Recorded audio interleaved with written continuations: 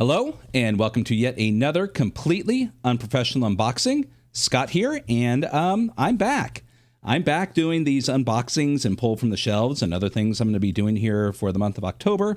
But been a little busy since I've done one of these with those silly little September 60-second RPG a day month recommendation thing that I did. And thank you all for those of you that took the time to watch it. Know that they were a lot more difficult than I thought they would be. You think it'd be easy to do a 60-second video recommending a simple RPG, but no, that's not true. Simply because, I'm not inclined to talk super fast. I'll get tongue-tied just like that, tongue-tied very easily. And so there was a lot of slip-ups and fuck-ups and screw-ups where I had to start over. Several of them I had to write out a kind of pseudo script to follow along because, if you would have heard some of the outtakes, man, you probably wouldn't have even bothered watching it, let alone checking out the RPG that I was recommending. But it's done. It was an interesting little project that I did, and I'm glad that I did it. I will never do it again. But hey, if it pointed some people to an RPG that they haven't tried out before, and maybe put a little bit of coin into a creator's pocket, mission accomplished. So. On to the unboxing, though. That's why we're here, right? So, like I said, it's been a while since I've done one of these, and I've got quite a few things that are kind of in the backlog, but I may switch it out between an unboxing. I want to do another pull from the shelf, focusing on some of the RPGs that I have, and likewise maybe give a little bit more in-depth focus on even some of the ones that I recommended during September, just to go into a little bit more detail within them. And a couple of things that are kind of, stirring around up there that I may try out and see. But for now, let's focus on this. So this has been something that I've been waiting for a while. I did kind of open it just to check to make sure it's what it was. But without further ado, got my trusty Coleman camping steak knife here.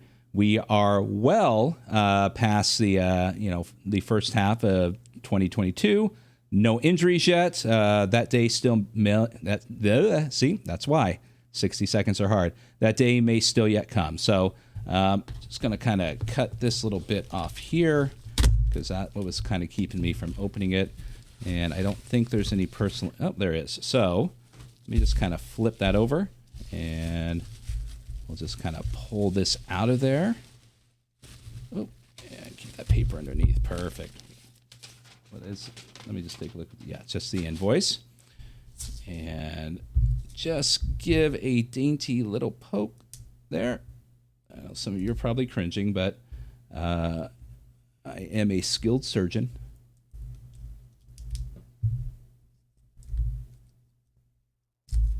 And there we are. Very beautiful cover. Excellent.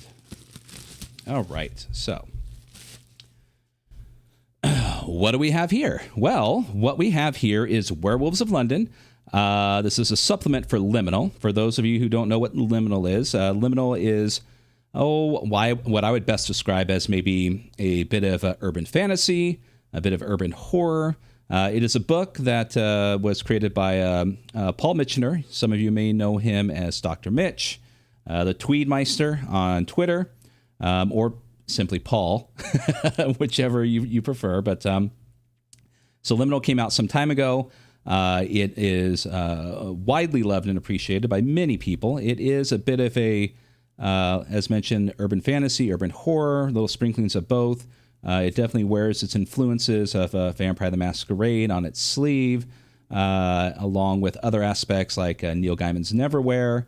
But there's not really a lot of focus on a primary aspect of it. It's not all vampires. It's not all werewolves. It's not all... Faye, it's not all, grungy cigarette smoking guys in a tan trench coat wandering around town casting magic. But its primary central focus is that it takes place within the UK.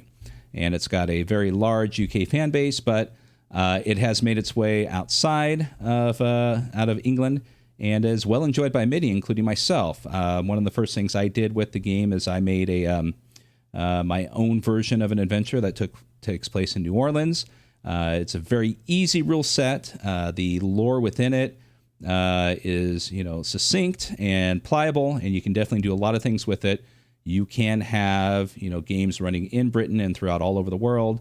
And next step is I'm moving it over to LA as soon as I get a spare moment to complete that adventure and hopefully test run it. But anyways, much success with the ones in New Orleans. Glad everyone enjoyed it. But let's take a look at this. So Liminal has a lot of what are called, I think they're called case books that are available on drive-through. They're short little adventures that you can utilize for the game. And also there's going to be a casebook anthology coming out soon, so keep an eye out for that. But I believe this is it's not its first supplement. It's second supplement. So Werewolves of Britain, obviously focusing on werewolves. So let's take a look at it. First off, just a little quick glance at the cover. The artwork is wonderful. It does definitely match the style of the previous Liminal books, Pax Londinium. That's the other supplement. And this is I'm not, shooting off or saying anything horrible about it. But one of the things I noticed from people's photographs, and likewise this one, is I'm not sure why, but it seems like the print set here is just pushed a little bit too far to the right. It should be kind of more centered here. It's not a deal breaker for me, but it's just something I just like to point out. Maybe something can be corrected in any further printings, but it's not going to destroy what's more important, and that's what's inside the book. It's still a very beautiful cover. So, all right. So we start off here.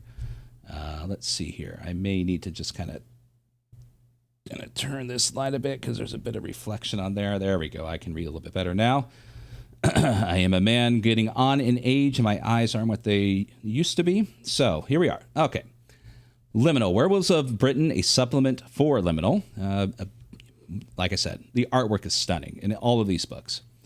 So it's written by Becky Aniston. Art and layout by Jason Beckney, I believe. Sorry, Jason, for mispronouncing that. We have the logo by Stephanie McAlley. Leah. Oh, Jesus. Editing by Guy Milner. There we go. There's one that I know and can pronounce. And thank you to Josh Fox, Rafi, and Athena for being so patient with me talking about werewolves ad nauseum. Love always to Rose by Any Other Game, the best friend and role-playing buddies a girl could have. And finally, thank you, Paul Mitchner, for giving me the chance to write about what I love. And to Jason Benke. Jesus, I'm sorry, Jason. I'm just going to call you Jason. But to Jason B. for making it look more beautiful than I can imagine. Liminal is written and conceived by Paul Mitchner. Okay.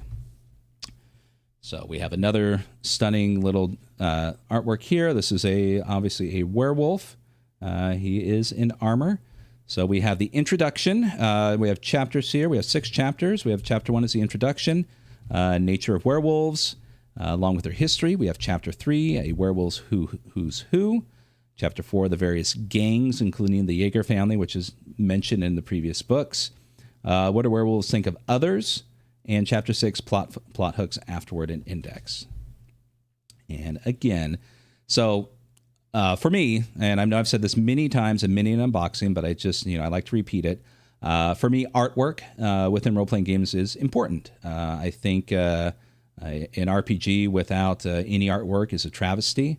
And I do feel that there's some sort of responsibility in creators to provide the best artwork that they can within reason and affordability to convey the sensibilities, the feelings, the what their game is trying to provide to the players and the person running it.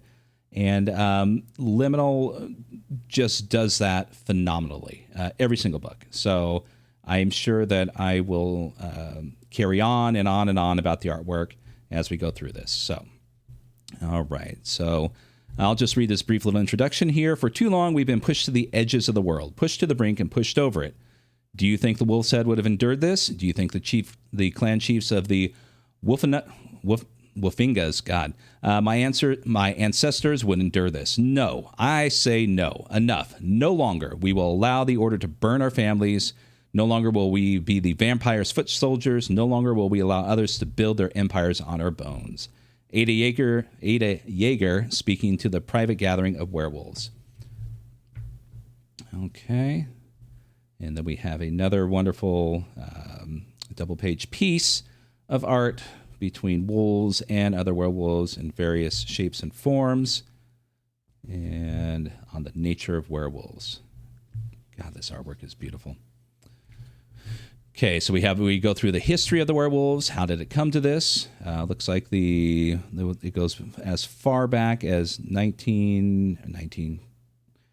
I need to get my head in the game. 985 AD and prior to that, and the legacy continues. So we've talked about the gang life. So wolves are in packs, so to speak, gangs. Within the world of Liminal. Looks to be an initiation process, which is great. I can see there's a bit of information on the various types of supernatural creatures, wolves, vampires, and so on, but they don't really go into depth to very much description within them, leaving it up to the GM, of course. But it is nice to have these to utilize as you see fit, and take what you want to create your own werewolves and werewolf packs within the games. But it is nice to have this bit of lore to fall back on if you're going to use bits of it or all of it. Okay, so on leaving the gang, yes, that's an important aspect within Liminal. And I think that's, generally speaking, most werewolf lore. We have the packs, we have the families are the most important. Staying within the pack is, and protecting the pack is, prime number one within the various factions. And of course, leaving a pack, becoming a lone wolf, is definitely an important thing to focus upon. It could be a travesty, but it's definitely something that's dealt with in one way or another in most games that deal with werewolves, I would imagine. And just generally speaking in werewolf lore in all media. All right, so carrying on, werewolf traits.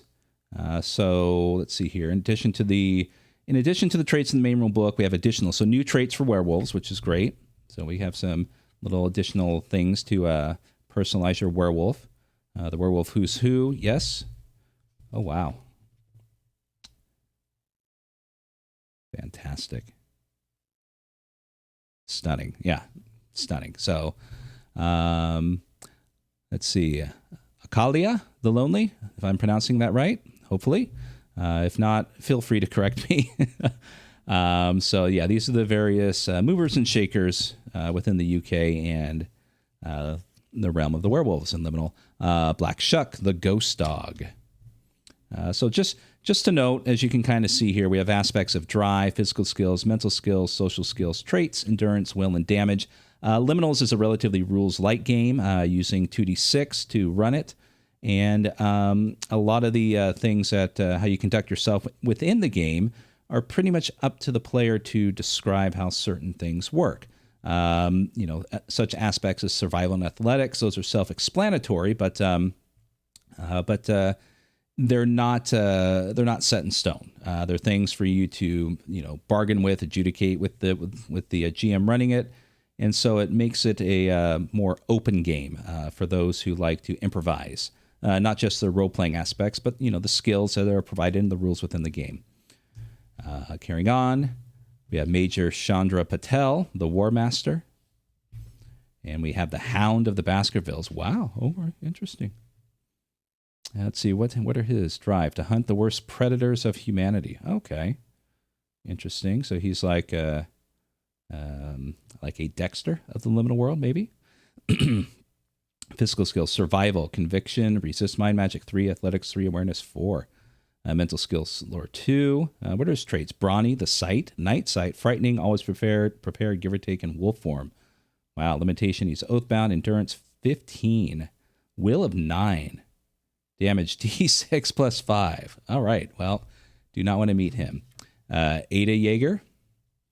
Then we have Jamie Lager. Who obviously has no problem showing off that, what is that, an 8-pack? Jesus, wow. Stunning artwork. And then we have Rend the Beast. Then we go carrying on. We have the Wolf's Head, Robin of Locksley. Interesting. So I'm definitely going to want to read what kind of lore they did with that. All right, so carrying on with the gangs. Again. Fantastic. Oh, there it is. Scampy Chips. So real quick, quite some time ago, this is probably going on 2 years ago, Paul Mitchner, Dr. Mitch, ran a game of Liminal for some of us online. I believe this is during the pandemic or right before it. I could be wrong. It's been some time. But it was myself. I think it was myself. It was Sue Savage. It was Pookie. I think it was James from James Chambers of Roleplay channel, and that could be it. I don't know. Anyways, so he ran this game, and Bud's character, had this this general hunger and wanted to essentially. His thing was he really loved scampi, fries, but Scampy Chips here because I assume it's copywritten, and it just kind of carried through. I mean, he would get Scampy fry dust everywhere. For those who don't know, Scampy fries are like, Cheetos hot fries, except they're Scampy flavored. And so throughout the session, there was just like this kind of return to this joke of Scampy fries and Scampy dust everywhere. And it kept rolling over. And it slowly but surely, just, over time, it became this permanent fixture within the lore of Liminal, and it's good to see it's represented here officially within the pages of one of the books. So that's fantastic. All right, so we have the various gangs. The Jaeger family, obviously, they're one of the more important families referenced within the other books. But we have the Red Hound Gang, Dogs of War, the Karl Wark Gang, Sheffield, City of Furnace and Steel. So we're going to talk about an area, and I think another area. They do make references throughout the UK of the various cities, market towns, villages, and so on. Hope I covered them all. Don't yell at me if you're from the UK. But it does touch briefly on of certain areas outside of the UK. So maybe it would be nice someday to have a supplement for aspects like South America, Africa, the East, and the U.S. So what do werewolves think of others? They probably are tasty and go well with a nice curry or Scampy fries. So they're the various factions within Liminal besides the werewolves. So we got the Court of the Winter King, the Court of the Queen of Hyde Park. So these are various aspects of the Fae. The Mercury Collegium. It's been a while, but they are a kind of like a magic users guild.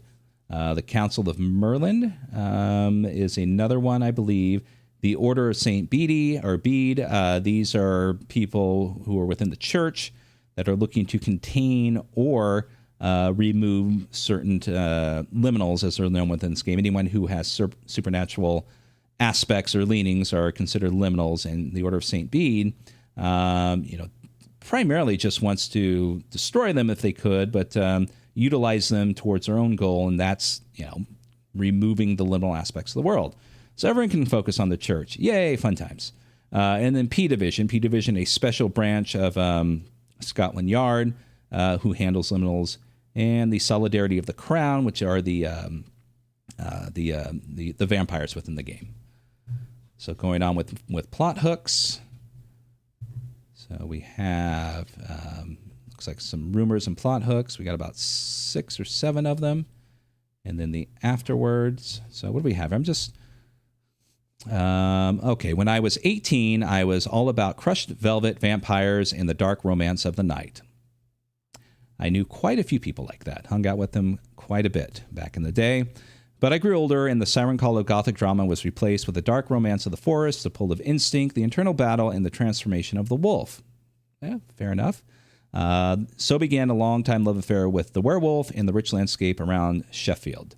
I love how the mythology of werewolves is ever-changing, and everyone brings their own interpretations to expand it. Yes. My own addition is that this is a perfect analogy for mental health, the battle inside your mind and body when a panic attack or depressive episode hits and you feel as out of control as someone whose body is shifting and changing into an animal without their own consent. Very true. I've suffered several panic attacks back in the day, and that pretty much nails it on the head what it's like for those who haven't experienced it. There's so much pathos, so much struggle, and so many chances for redemption in the story of the wolf, and I see it as a hopeful one for those of us who have our own mental health journey. Each day is another chance to learn to live with what is inside of us, by Rebecca Anderson. Very lovely afterword. Fantastic. Excellent job with that. Yes. And then we have the index. So we decided to go the non-Palladium route and include an index. That'll be an inside joke that only two people laugh at. And then we have a nice back page with that wonderful piece of art from the front. And in conclusion, so I'm just going to read the back here. The werewolves are starting to remember the power they once had. They are coming. The hidden world of Liminal will never be the same.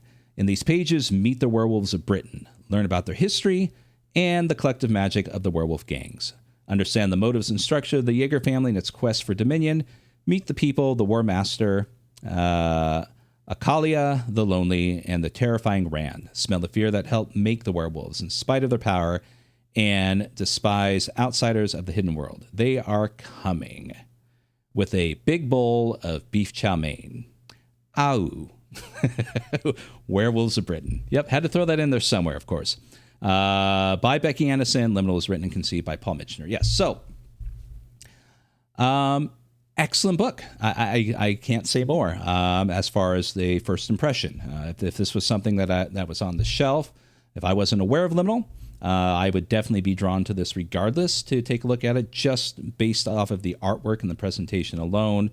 I'm sure once I delve into this further, there's going to be quite a bit of lore that's going to supplement any Liminal game, and it's all done in a compact, it's about 55 pages or so. Yeah, about 53 pages. So, and that's not counting the index and everything else. Perfect. Just enough to give you a foundation, but not overwhelming. It's not a World of Darkness book where, you've got 600 pages or more, or just years of lore that you have to draw upon to get a base idea of what's going on. To the point, they're not going to take it anymore, and they're ready to take back some of their power one way or another, and not be pushed around by those who feel that they have the authority to do so anymore. So yeah, definitely on brand with the werewolves of our pop culture. There we go. I can talk, I swear. So beautiful book. Definitely worth picking up. If you haven't got a hold of Liminal, check it out. You can get a PDF on drive-thru. You can also go to Modifius and get a copy of it there. I'm not sure if Werewolves of Britain is out in physical form, but I know you can get the PDF. Like I said, maybe if they do another printing, just kind of a little shift to the left there, maybe. And that's the only thing as far as first impression. This is not a full review of everything within the book, but I'm sure once I sit down with it, it's going to be as fantastic as the other offerings from Dr. Mitch and the other wonderful people like Becky Anderson, who provides these wonderful books to supplement the world of Liminal. There you go. So thank you so much. This has been yet another completely unprofessional unboxing. My name is Scott, and be sure and check out my other videos. Take a moment to look at all of those wonderful 60-second reviews for the month of September, and you can kind of see my struggle from day one to the end, where I was thinking all the gods and demons and devils and any sort of religious deity that would listen, that it was over. And also check me out along with Keith from rollingboxcars.com, who we do the podcast Titter Pigs. We have a new one out with Josh Burnett, and we talk about convention gaming. So be sure and check that out. We've got other ones coming soon. And definitely, if you haven't already, give a subscribe to this channel. it would kind of be nice to, I mean, I don't do this for subscriptions, but it would be kind of nice to maybe get to 1,000 someday, because that allows me to not just interact, through comments, but I can actually interact directly with the subscribers through YouTube and be able to, provide more information, do other things within the channel that I would like to do with what it is. And rather than try to supplement it all by going through other social media like Facebook and Twitter and all that stuff. But that's neither here nor now. So thank you for watching. And if I didn't mention already, Scott, completely unprofessional unboxing. Have a wonderful day. And button, where's the button? There we are. Take care.